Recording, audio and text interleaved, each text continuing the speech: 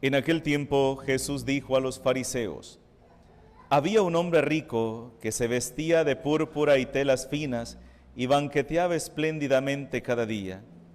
Y un mendigo llamado Lázaro yacía a la entrada de su casa, cubierto de llagas y ansiando llenarse con las sobras que caían de la mesa del rico.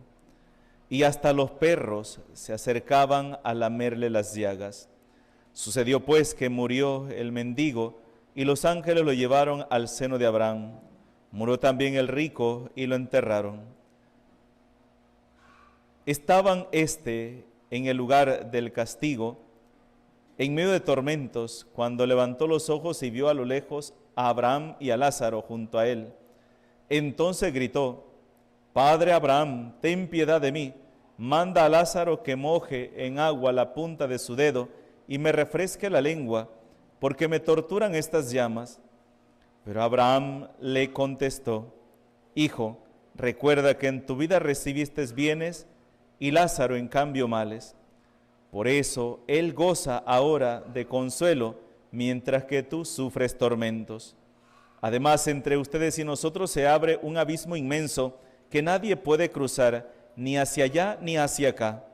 El rico insistió: Te ruego entonces, padre Abraham, que mandes a Lázaro a mi casa, pues me quedan allá 5 hermanos, para que les advierta y no acaben también ellos en este lugar de tormento. Abraham le dijo: Tienen a Moisés y a los profetas, que los escuchen. Pero el rico replicó: No, padre Abraham, si un muerto va a decírselo, entonces sí se arrepentirán. Abraham repuso: Si no escuchan a Moisés y a los profetas, no harán caso ni aunque resucite un muerto. Palabra del Señor. La liturgia nos invita a reflexionar. Hoy de manera especial se nos invita a reflexionar sobre aquel bien que podemos hacer y no lo hacemos. El del que nos hacemos el ojo pacho, ¿verdad? Al que dice: ojos que no ven, corazón que no siente. La primera lectura tomada del libro del profeta Amós es una lectura que nos cuestiona, ¿verdad?, fuertemente sobre las injusticias que nosotros muchas veces cometemos. Dice la lectura que hemos escuchado hoy: Ay de ustedes, los que se sienten seguros en Sión y los que ponen su confianza en el monte sagrado de Samaria. Se reclinan sobre divanes adornados con marfil, se recuestan sobre almohadones para comer los corderos del rebaño y las terneras en engorde. Canturrean al son del arpa, creyendo que cantan como David. Se atiborran de vino, se ponen los perfumes más caros, pero no se preocupan de las desgracias de sus hermanos. No se fijan. Comen, beben, se dan la buena vida y se olvidan del que sufre. Por eso irán al destierro y a la cabeza de los cautivos, y se acabará la orgía de los disolutos. Destierro, para que tengamos una idea qué significaba la palabra destierro, es como si viniera otro país, invadiera nuestro país, destruyera nuestras ciudades, matara a toda la gente que pudiera, y el resto de la gente que quede se la llevan como esclavos. Y un esclavo es peor que un animal. A que trabaje hasta que se muera para mantenerlos a ellos. Eso significa. Entonces, ¿qué significa? Que la injusticia es uno de los pecados que acarrea desgracias, acarrea miseria, acarrea destrucción. La injusticia. Y algunos quizás en este momento podríamos decir: sí, padre, los poderosos, ¿verdad? Los ricos, los grandes, los que tienen pisto, sí, padre, esos son los más injustos. No, hermano, las injusticias las cometemos en nuestros hogares también, en nuestra propia familia.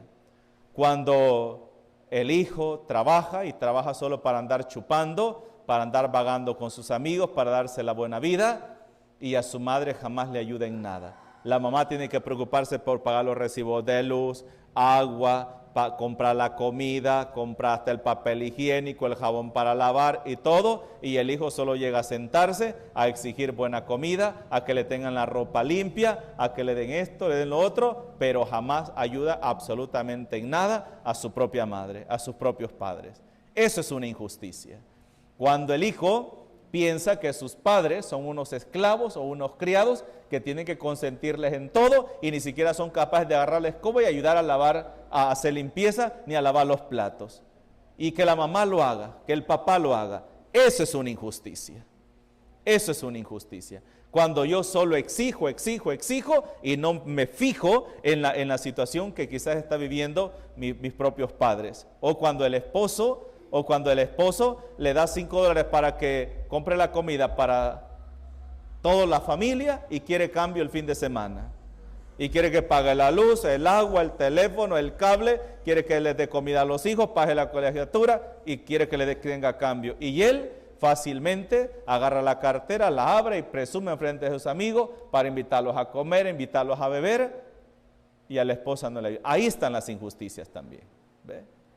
¿Y cuáles son las injusticias de las cuales somos más culpables nosotros? De aquellas que están delante de nuestras narices.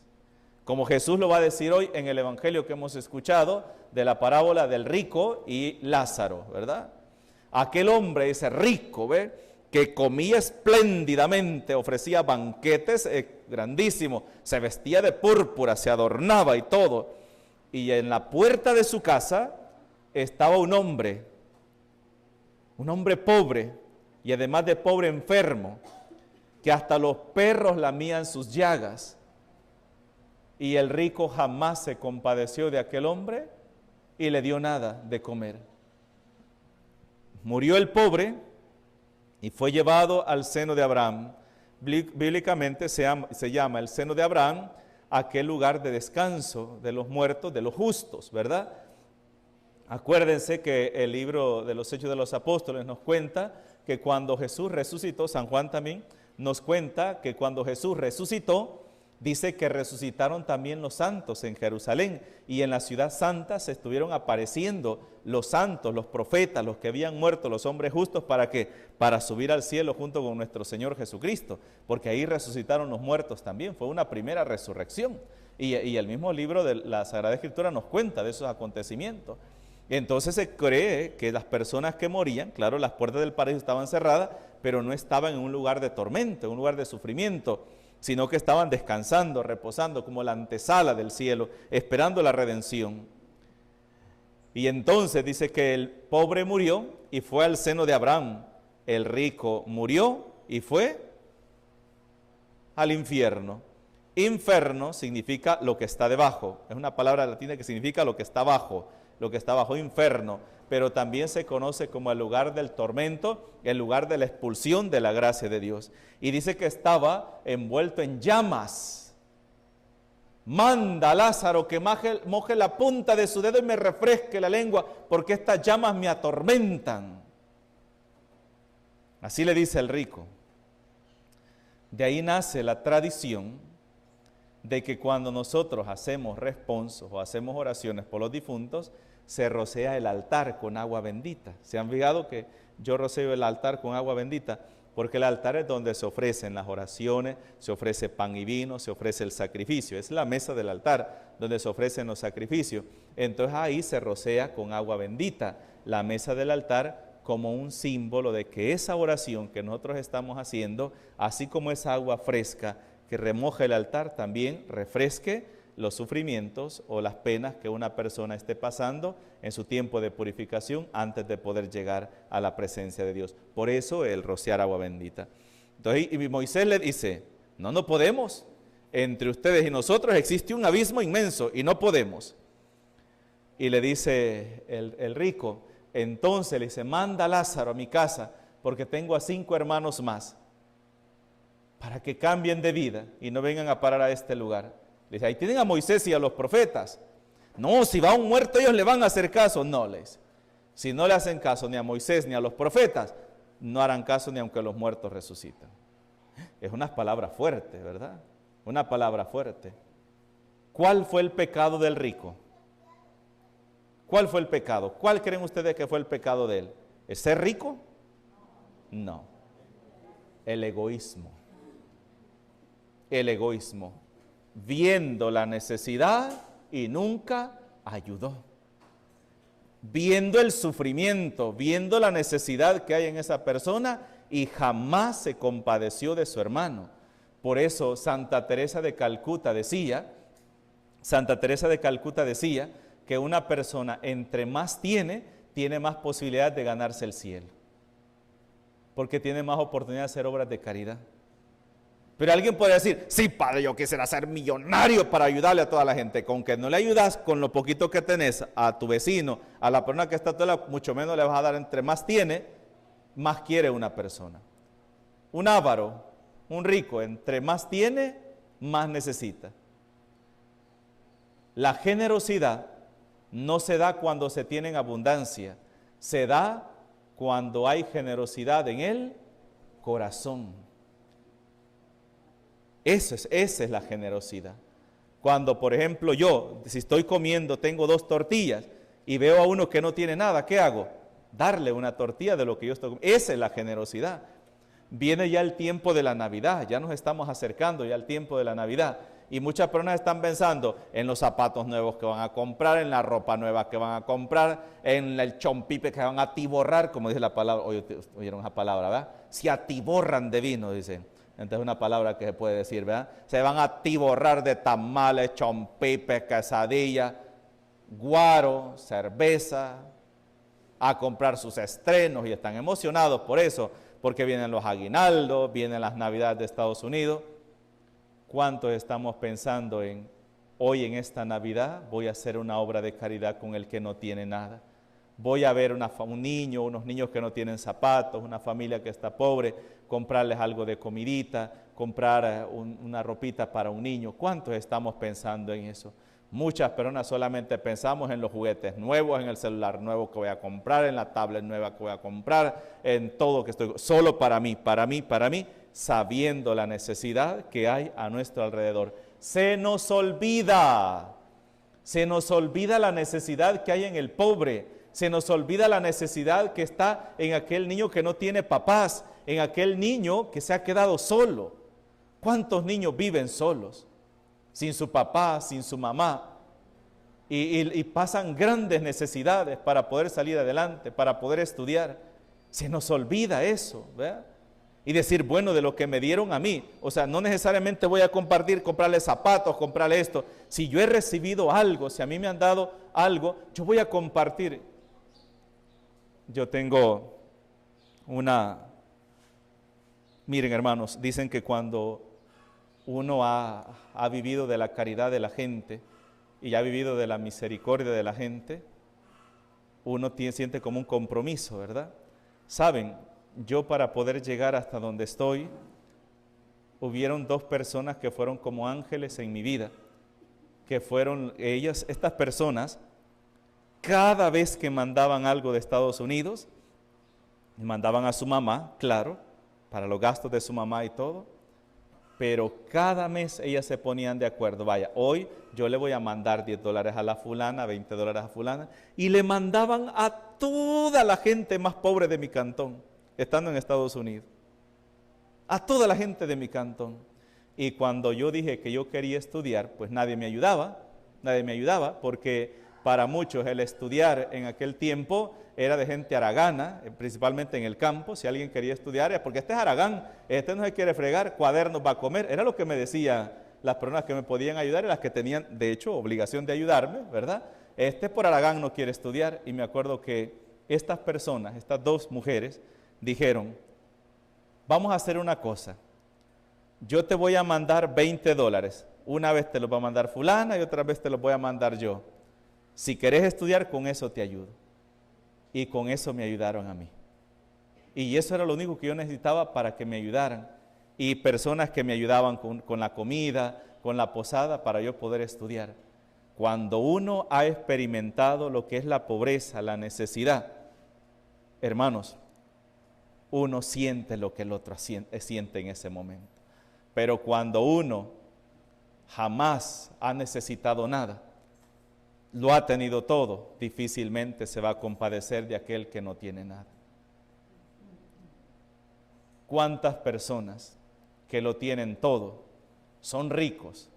Son las personas más egoístas, que no se fijan en la necesidad del pobre, en la necesidad del que no tiene nada. Incluso personas que entre más tienen, se aprovechan del más pobre para hundirlo más, para dejarlo más en la miseria todavía. Lo que nos decía hace algunos domingos la lectura también. ¿Cuántos compran al pobre por un par de sandalias y venden el salvado como trigo? ¿Se acuerdan que Jesús estaba reprochando eso también? El salvado significa la cáscara, ¿ve? La venden como trigo. ¿Cuántas personas compran al pobre, se aprovechan de él para empobrecerlo más? Así, esas son las injusticias más grandes que llegan a la presencia de Dios y claman el castigo para este mundo.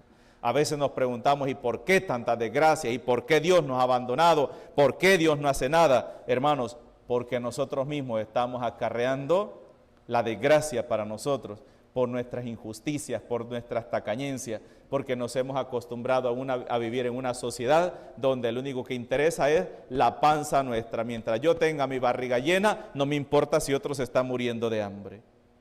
Esa es la situación. Y saben, son uno de los pecados más graves y no lo vemos nosotros. Y no vemos cuántas injusticias cometemos nosotros a diario con las personas que tenemos alrededor. Yo he dicho esto siempre. A mí el Señor no me va a pedir cuenta de los niños que están muriendo en África, de la gente que no conozco. Dios no me va a pedir cuentas a mí de eso, pero sí me va a pedir cuenta de aquellas personas que están a mi alrededor, en torno a mí, y no tienen que comer. Y muchas veces veía yo una noticia, no sé si ustedes la vieron, que sacaron de una ancianita que, no sé si vivía sola, no sé cómo por acá, con todos sus hijos en Estados Unidos, y la viejita no tiene nadie quien la cuide. ¿Cuántos casos se dan así?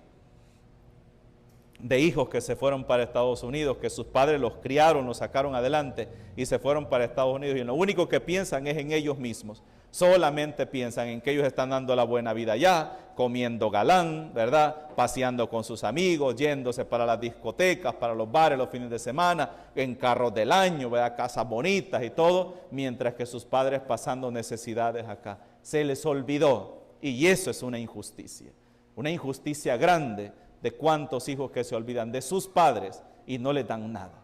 Están enfermos sus padres acá, y es más fácil que otra persona que ni siquiera son familia de ellos vayan y les ayuden a estas personas, y no sus hijos que están en Estados Unidos y se acuerdan de ellos. Esas son las injusticias. Y ¿saben una cosa?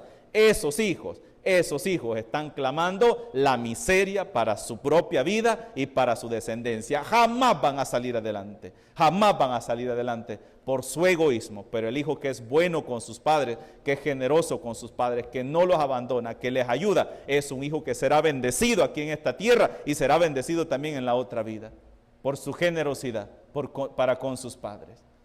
Porque a veces las injusticias más grandes las cometemos ahí, en nuestro propio hogar, en la propia familia.